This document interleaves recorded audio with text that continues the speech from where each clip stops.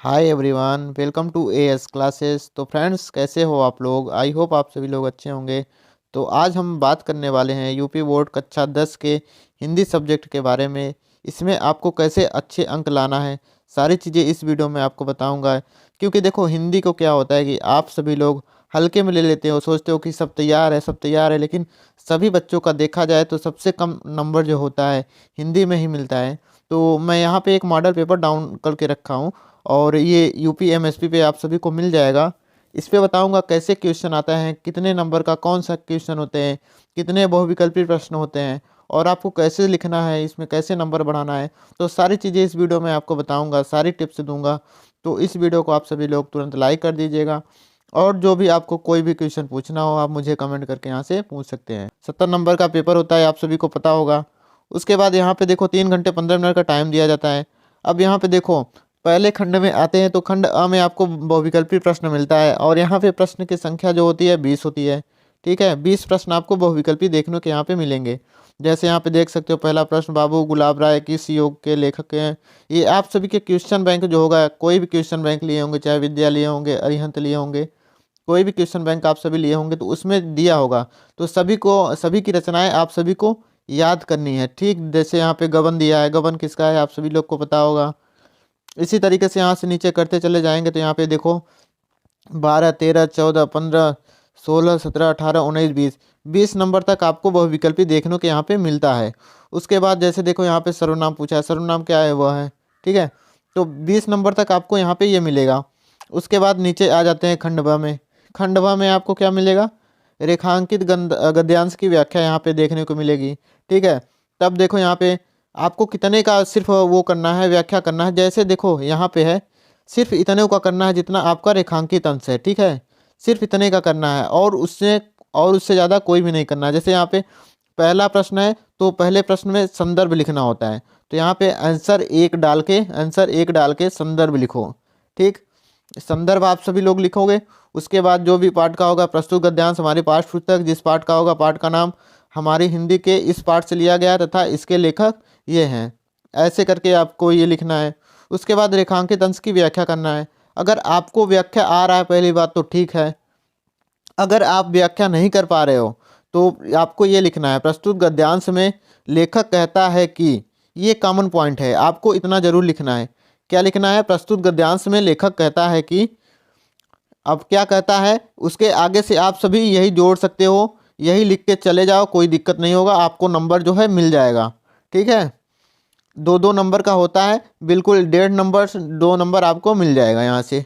ठीक, 6 नंबर का जो होता है गद्यांश होता है। और उसके हिसाब से यहाँ पे देखो, लेखक के अनुसार समाज में विभिन्नता देखकर लोग एक दूसरे को क्यों आकर्षित होते हैं। तो यहाँ पे देखो, इसमें से आप पढ़ेंगे तो यहाँ से आपको सीधा सीधा समझ में आ जाएगा कि ये हमको कहाँ से मिलेगा। ठीक है, ये अगर आप पढ़ेंगे 2 बार 3 बार इसको पढ़ेंगे तो आपको आ जाएगा, ये आंसर यहाँ से मिल जाएगा। ठीक है, इतना कर लीजिएगा। चाहे यहाँ पे देखो अथवा में होता है, अगर आपको ऊपर वाला पाठ का नाम नहीं याद आ रहा है, लेखक का नाम नहीं याद आ रहा है, तो यहाँ पे दूसरा यहाँ पे कर सकते हो आप सभी।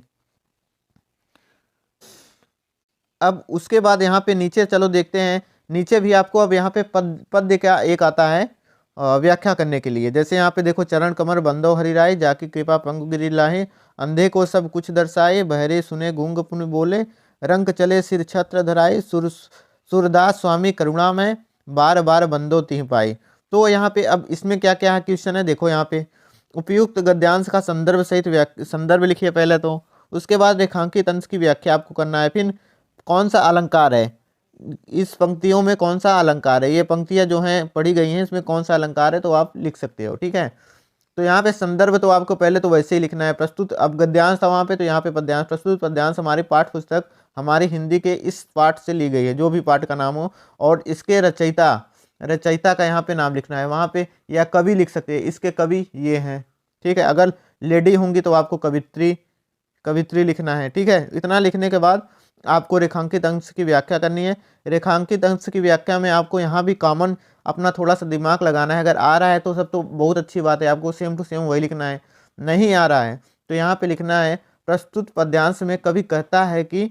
ठीक है, उसके बाद आपको कुछ भी जोड़ जाड़ के जितना भी आप बना सकते हो बना के लिख लीजिए, इतना आपको करना है। तो ये दोनों क्वेश्चन 6-6 नंबर के हो गए। अब आगे बढ़ते हैं। अब आगे देखो, संस्कृत में दिया रहेगा एक अनुवाद करने के लिए, संदर्भ सहित हिंदी में अनुवाद कीजिए। ये कितने नंबर का होगा? ये 5 नंबर का होगा। 2 नंबर संदर्भ पे मिलेगा, 3 नंबर आपको अनुवाद करने पे मिलेगा। तो 5 नंबर का ये होगा। अब इसको आप अच्छी तरीके से कर सकते होंगे, पढ़े होंगे। तो कौन से पार्ट का है? ऐसा नगरी भारतीय संस्कृति संस्कृत भाषायास केंद्र असलम अस्ति। ये आपको कौन से पार्ट से देखने को मिलेगा? आप कमेंट करके ज़रूर बताएं। तो अब एक यहाँ से मिलेगा, एक आपको संस्कृत पद्यांश में देखने को मिलेगा। ठीक है, यहाँ पे सर्वे भवन्तु सुखिनः, सर्वे सन्तु निरामया, सर्वे भद्राणि पश्यन्तु मा कश्चित् दुख भाग भवेत्। ये आपको 2 ठो यहाँ पे देखने को मिलेगा। इसमें भी आपको संदर्भ सहित हिंदी में अनुवाद करना होता है। अब उसके बाद यहाँ पे ये दोनों 5-5 नंबर के होते हैं। उसके बाद आपको अपने पठित खंडकाव्य के आधार पर किसी एक का उत्तर करना होता है। तो देखो, हर जिले में अलग अलग होता है। मुक्त दूत हो गया खंडकाव्य, ज्योति जवाहर हो गया, मेवाड़ मुकुट हो गया, अग्र पूजा हो गया। ये अग्र पूजा प्रयागराज का है, तो ये सभी लोग जानते होंगे अग्र पूजा खंडकाव्य, जो प्रयागराज वाले बच्चे होंगे। अब बाकी कर्ण खंडकाव्य हो गया, मातृभूमि, जय सुभाष, तुमुल हो गया। तो इसमें से एक को आपको किसी का चरित्र चित्रण या किसी सर्ग का चतुर्थ सर्ग, पंचम सर्ग, अपने कथानक अपने शब्दों में लिखना होता है। 3 नंबर का देखने को यहाँ पे मिलता है। ठीक है, अब आगे बढ़ते हैं। अब आगे आ जाते हैं। यहाँ पे देखो, जीवन परिचय लिखना होता है। अब जीवन परिचय में क्या क्या लिखना होता है? 3 ठो दिए रहेंगे। जैसे यहाँ पे डॉक्टर राजेंद्र प्रसाद, जयशंकर प्रसाद, आचार्य रामचंद्र शुक्ल। गद्य में भी 3 दिए रहेंगे और पद्य में भी यहाँ पे आपको 3 देखने को मिलेंगे, गोस्वामी तुलसीदास, सूरदास, सुमित्रानंद पंत। तो इसमें से आपको उनकी जीवन परिचय पहले तो लिखना है और उनकी एक रचनाएं भी आपको लिखनी होती हैं। ठीक है, अब जीवन परिचय में आप सभी को जीवन परिचय ही नहीं लिखना है, उनकी साहित्यिक परिचय भी लिखना है। ठीक है, अगर आपको इसमें नंबर अच्छे से लिखना है, पाना है, तो उनका साहित्यिक परिचय भी आप सभी लोग याद करिए। ठीक है, थोड़ा थोड़ा सा हेडिंग बना बना के अगर आप लोग लिखेंगे तो इसमें भी 4 नंबर आराम से आप लोग पा जाएंगे। ठीक है, अब इतना करने के बाद प्रश्न नंबर 7 में आते हैं। प्रश्न नंबर 7 में अपने पाठ्य पुस्तक से कोई एक श्लोक लिखना होता है जो कि इसमें ना आया हो, इस पेपर में ना आया हो, ऐसा श्लोक आपको लिखना होता है। 2 नंबर का होता है। अब प्रश्न नंबर 8 में चलते हैं।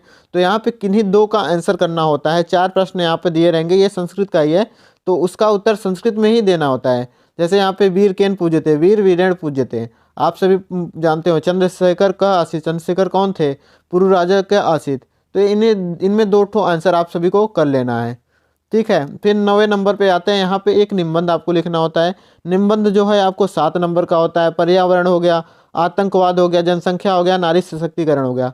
अगर आप इन चारों में थोड़ा थोड़ा सा याद कर लेंगे तो 100% बता रहा हूँ, ये आपके भी सेट में पढ़ने वाला है। ठीक है, तो ये निबंध चारों आप याद कर लीजिए, एक बिल्कुल आपको सेट में देखने को यहाँ पे मिलेगा। अब आते हैं प्रश्न नंबर 10 में। तो यहाँ पे एक पत्र लिखना होता है आपको। अपने पत्र लिखिए, किसको? प्रधानाचार्य को हो गया, अपने मित्र को हो गया, यहाँ पे उत्तर मध्य रेलवे को एक शिकायत पत्र हो गया। तो मतलब ये भी आपको करना होता है। तो इस तरीके से 10 प्रश्न आपको करने होते हैं। टोटल टाइमिंग आपको पहले ही बता दिया हूँ, 3 घंटे का टाइम होता है, 10 प्रश्न होते हैं। कैसे क्या लिखना है? अगर आपको इसमें अच्छे से लिखेंगे तो नंबर आपको तभी मिलेगा। अगर आप अच्छे से नहीं लिखेंगे, कुछ भी लिखिए आप, मतलब आपकी राइटिंग भी अगर अच्छी रहेगी ना, राइटिंग बहुत अच्छी होनी चाहिए हिंदी के लिए, क्योंकि इसमें राइटिंग का नंबर कटता है। अगर राइटिंग अच्छी रहेगी तो नंबर अच्छा मिलेगा, राइटिंग अच्छी नहीं रहेगी तो नंबर अच्छा नहीं मिलेगा। और आपको बता दूं, अगर आपको ये सारा पेपर चाहिए तो आप मेरे टेलीग्राम चैनल पे ज्वाइन कर लीजिए। टेलीग्राम चैनल जो है AS क्लासेस 8, अगर आप लोग सर्च करेंगे टेलीग्राम चैनल में तो आपको ये पूरा मॉडल पेपर वहाँ पे आपको इसका मिल जाएगा। सारे पेपर्स हम कराएंगे, तो यहाँ पे बहुत सारे बेनिफिशियल होने वाले हैं। सभी लोग टेलीग्राम चैनल ज़रूर ज्वाइन करें।